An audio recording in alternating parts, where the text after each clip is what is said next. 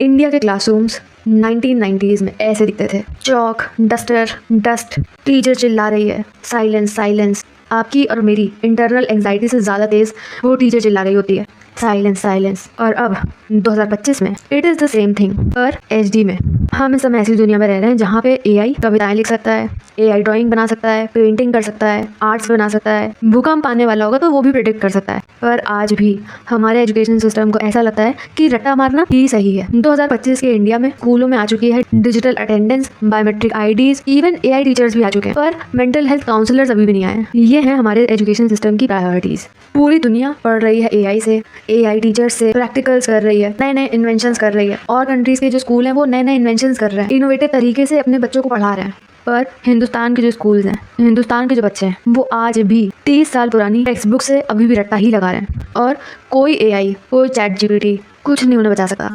और वो रट्टा मारना कोई ChatGPT उनकी हेल्प नहीं कर सकता उसमें। ये कॉन्वर्सेशन, ये डिबेट बहुत ज़्यादा हम लोग सुनते होंगे, AI will take our jobs, पर रट्टा मारने वाली जॉब इंडियन स्टूडेंट से कोई नहीं छीन सकता। Welcome back to the channel. Before we start let me ask you something. क्या आपको याद है कि हम सारे आंसर्स एग्जाम से एक रात पहले बैठ करके रट्टा मार रहे होते थे, वर्ड बाय वर्ड रट्टा मार रहे होते थे, घंटों घंटों बिता रहे होते थे कि बस किसी तरीके से ये सब आंसर्स याद हो जाएं, और अगले दिन जाकर के हम वही सब पेपर में लिखाते थे और अगले हफ्ते हम भूल जाते थे। यस मी टू, मैंने भी किया है ये चीज़। But here the scary part, 2025 के जो स्टूडेंट्स हैं वो भी वही सेम चीज़ कर रहे हैं, एग्जैक्टली द सेम थिंग, क्योंकि इंडिया का जो एजुकेशन सिस्टम है वो अभी तक इवॉल्व नहीं किया है, जम के रह गया है। और आज हम इसी बारे में बात करेंगे कि हिंदुस्तान का जो एजुकेशन सिस्टम है वो अपने आप में एक बहुत बड़ा मैस है, जिसे आर्टिफिशियल इंटेलिजेंस भी फिक्स नहीं कर सकती। अगर आप भी स्टूडेंट हो, टीचर हो, पेरेंट हो जो कि इस एजुकेशन सिस्टम से काफ़ी ज़्यादा फ्रस्ट्रेटेड है, तो please smash that subscribe button. एक पिक्चर पेंट करने की कोशिश करता है जहाँ पे स्टूडेंट्स रोज में बैठे होते हैं, टीचर उन्हें पढ़ा रही होती है, ब्लैक बोर्ड पे लिख रही होती है, और सारे बच्चे ब्लैक बोर्ड से सारा सामान कॉपी कर लेते हैं। जो भी टीचर ने लिखा वर्ड बाय वर्ड सब कुछ हमारी कॉपी में होता है, और सारे बच्चे घर जाकर के उसको पढ़ते हैं, याद करते हैं, एग्जाम आता है और एग्जाम में जाकर के उल्टी कर देते हैं उस पेपर के ऊपर, और 2 ही रिजल्ट होते हैं, पास या फिर फेल। यही साइकिल 12 सालों तक रिपीट होती रहती है, इवन 16 सालों तक यही साइकिल रिपीट होती रहती है। अब जम कर जाते हैं 2025 में, बच्चे बैठे होते हैं रोज में, टीचर पढ़ा रही होती है, ब्लैक बोर्ड पे लिख रही होती है,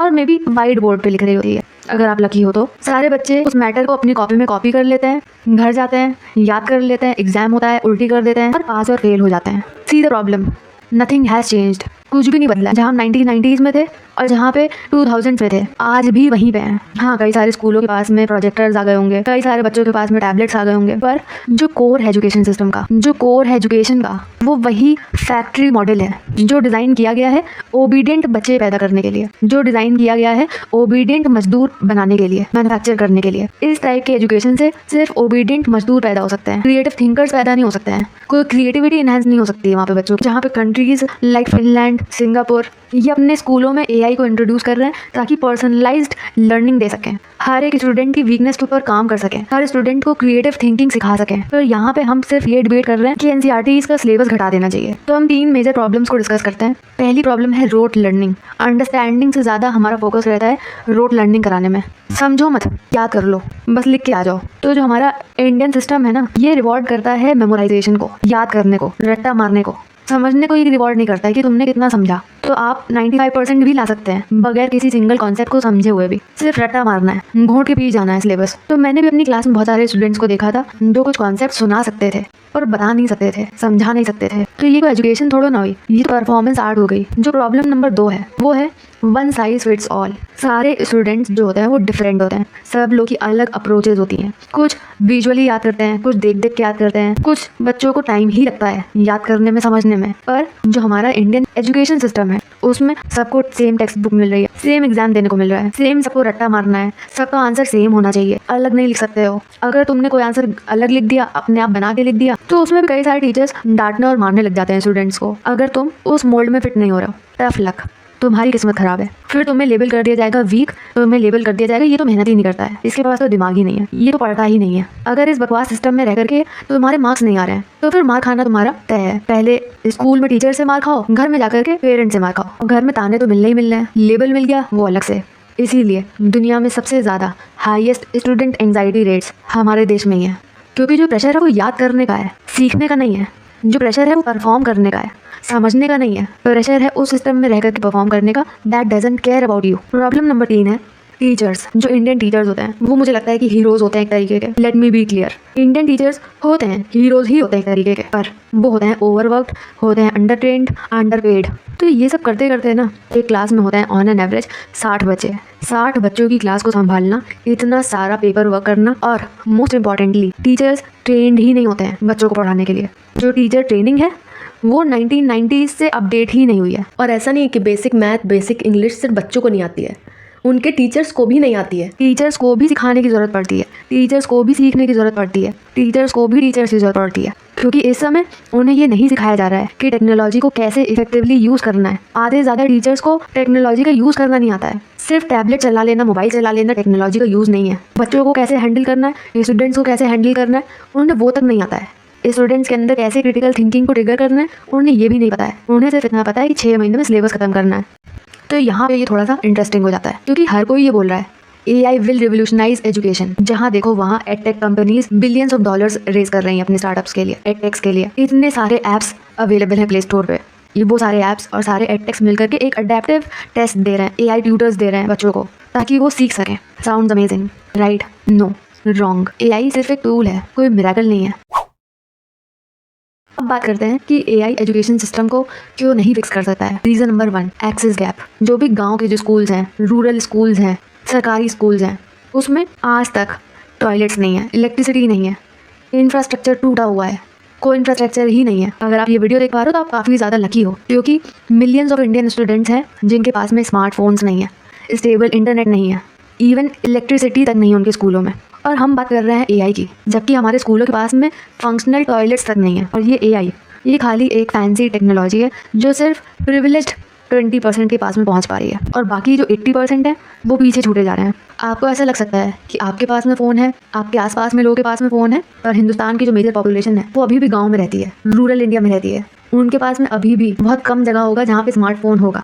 रीज़न नंबर 2, AI काम करता है डेटा पे, ऑब्जेक्टिव्स पे, पर जो हमारे एजुकेशन सिस्टम का ऑब्जेक्टिव है वो अभी भी है रट्टा मारना। जिस तरीके से जिस अप्रोच को फॉलो करके इन स्कूलों में पढ़ाया जाता है, उस अप्रोच से जो इन बच्चों की कॉग्निटिव एबिलिटीज़ हैं वो कभी डेवलप ही नहीं हो पाती हैं। जोड़ घटाना, एडिशन, सब्ट्रैक्शन, मल्टीप्लिकेशन, एक सिंपल सी स्पेलिंग लिखना, ये सब बेसिक चीज़ें उन बच्चों से हो नहीं पाती हैं। और ये हाल प्ले स्कूल, किड स्कूल, अपर KG, लोअर KG वाले बच्चों का हाल नहीं है। ये 3rd, 4th, 5th तक है। 5th क्लास तक के बच्चे ऐसे होते हैं जिन्हें बेसिक स्पेलिंग्स नहीं आती हैं, एडिशन सब्ट्रैक्शन नहीं आता है। किताब से कॉपी से रट्टा मार लो और मार्क्स ले आओ। तो AI सिर्फ इतना कर सकता है कि आपको हेल्प कर सकता है रट्टा मारने में, सिर्फ रट्टा मारने में हेल्प करेगा, सीखने में हेल्प नहीं करेगा। और जो कंट्रीज़ आज AI में सक्सीड कर रही हैं, जिन्होंने अपने एजुकेशन सिस्टम में AI को अच्छे से इंटीग्रेट कर लिया, सबसे पहले उन्होंने अपना करिकुलम फिक्स किया, करिकुलम सुधारा, फिर उन्होंने फोकस किया क्रिएटिविटी पे, प्रॉब्लम सॉल्विंग पे, क्रिटिकल थिंकिंग पे, तब उन्होंने आखिरी स्टेप में जाकर के कहीं AI ऐड किया। और यहाँ हम बैलगाड़ी में टर्बो चार्जर लगाना चाह रहे हैं। अब बात करते हैं रीज़न नंबर 3 की, जो कि है टीचर रिप्लेसमेंट। पर्यावरण को इंग्लिश में क्या बोलते हैं? बायोलॉजी। पर्यावरण को इंग्लिश में क्या बोलते हैं? पर्यावरण के ज्योग्राफी बताते हैं। ज्योग्राफी को पर्यावरण बोलते हैं। जिस तरीके से इंडिया में AI पुश किया जा रहा है, जिस तरीके से टेक्नोलॉजी इंडिया में पुश करी जा रही है, इस तरीके से पुश किया जा रहा है कि टीचर्स ही रिप्लेस कर दिया जाए। और मुझे लगता है कहीं कहीं पर टीचर्स रिप्लेस होना भी चाहते हैं, क्योंकि उन्हें पढ़ाने में इंटरेस्ट नहीं आ रहा है। और ये सोचिए अगर सारे टीचर्स AI से रिप्लेस हो जाएंगे तो सिर्फ बचेगा स्टूडेंट और उसका टैबलेट, कोई ह्यूमन इंटरेक्शन नहीं बचेगा। आज भी में कई सारे स्कूल्स हैं जो छोटे छोटे बच्चों के क्रचेस जो होते हैं, पहले शायद जो किड्स स्कूल होते थे, प्ले स्कूल होते थे, वहाँ पे टीचर्स बच्चों को पढ़ाते थे, राइमिंग सिखाते थे। पर अब बड़े से टीवी पे सिर्फ कोको मेलन चला दिया जाता है। अगर उसको कोको मेलन ही देखना होता उस बच्चे को तो घर में ही बैठ के देख लेता, उसके घर वाले ही उसे दिखा देते कोको मेलन टीवी पे, फ़ोन पे। जब छोटे बच्चे के सीखने में उसके फाउंडेशन में ह्यूमन टच नहीं होगा, टीचर्स का टच नहीं होगा, तो उसका फाउंडेशन तो पहले से हिला रहेगा। AI क्या है? AI एक तरीके का इन्फॉर्मेशन ट्रांसफ़र ही तो है, पर एजुकेशन सिर्फ इन्फॉर्मेशन का ट्रांसफ़र नहीं है। एजुकेशन है मेंटोरशिप, इंस्पिरेशन। बहुत सारे बच्चे क्लासेस में अपने टीचर से इंस्पायर होते हैं, अपने टीचर से मेंटोरशिप लेते हैं। जब कोई टीचर किसी बच्चे को वैलिडेशन दे देता है, सिर्फ इतना बोल देता है कि वाओ तुमने बहुत सही किया है, तुम्हारे बहुत अच्छे नंबर आए, proud of you, excellent, keep it up, ऐसा ही कुछ बोल देता है ना कोई टीचर, तो उस बच्चे की खुशी का कोई ठिकाना नहीं होता है। एजुकेशन है कि कोई आपके ऊपर विश्वास कर रहा है। AI can't do that. All right, बहुत सारी प्रॉब्लम्स हमने डिस्कस कर ली हैं, तो कुछ सोल्यूशंस भी डिस्कस कर लेते हैं। सबसे पहले मुझे लगता है कि टीचर्स की ट्रेनिंग में इन्वेस्टमेंट होना बहुत ज़रूरी है। सिर्फ टेक ट्रेनिंग में नहीं, ट्रेनिंग उस चीज़ की कि उन टीचर्स को कैसे सोचना है। विज्ञान। विज्ञान बोलते हैं पर्यावरण को इंग्लिश में, तो साइंस को क्या बोलते हैं? हाँ, साइंस से बोलते हैं विज्ञान को। साइंस का स्पेलिंग क्या होता है? साइंस का SINCE साइंस। ट्रेनिंग उस चीज़ की जो उन्हें सिखाए कि सिखाना कैसे है, पढ़ाना कैसे है। कि ऐसे एजुकेशन वो फन बना सकते हैं। और स्टूडेंट्स तभी अच्छे बन सकते हैं जब टीचर्स अच्छे हों। टीचर्स कहाँ से अच्छे आएंगे? टीचर्स अच्छे आएंगे जब उन्हें अच्छी सैलरी मिलेगी। सिर्फ गवर्नमेंट टीचर्स हैं जिन्हें शायद अच्छी सैलरी मिल रही है, प्राइवेट स्कूल्स में अभी भी वही चिंदी सैलरी मिलती है। इससे पहले हम AI लेकर के आए। Let's bring basics, clean toilets, safe buildings, libraries, labs जो एक्चुअली वर्क करती हैं। टेक्नोलॉजी एक चेरी ऑन द टॉप हो सकता है, टेक्नोलॉजी कभी फाउंडेशन नहीं हो सकता है। और भी बहुत सारे सोल्यूशंस हो सकते हैं जिनके बारे में हम कभी और बात कर लेंगे। पर एक बहुत बड़ा एक अनकंफर्टेबल सच्चाई है जो कोई बोलना नहीं चाहता है, जो कोई बताना नहीं चाहता, हम लोग सुनना तो बिल्कुल भी नहीं चाहते हैं। ये जो सिस्टम है ना, ये जो एजुकेशन सिस्टम है, ये एक्सीडेंट से टूटा नहीं है। ये उसी तरीके से काम कर रहा है जिस तरीके से इसे सोचा गया था कि ये काम करे। जब एजुकेशन सिर्फ हाँ जी ना जी रटा मारने की हो जाती है ना, मेमोराइजेशन की हो जाती है, कंप्लायंस की हो जाती है, तब वो एजुकेशन सिस्टम प्रोड्यूस करता है मजदूर, वर्कर्स। ऐसे वर्कर्स जो क्वेश्चन नहीं पूछते हैं, जो सवाल नहीं पूछते हैं, जो इनोवेट नहीं करते हैं, सिर्फ ऑर्डर्स फॉलो करते हैं, जो क्रिटिकली थिंक नहीं करते हैं।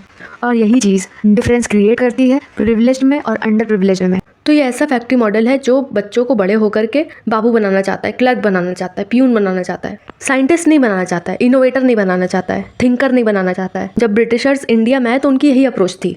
उन्हें ज़रूरत थी सिविल सर्वेंट्स की, उन्हें ज़रूरत थी क्लर्क्स की, उन्हें ज़रूरत थी छोटे छोटे कामों की, उन छोटे छोटे कामों की जिसमें थोड़ी बहुत इंग्लिश की भी ज़रूरत पड़ती है।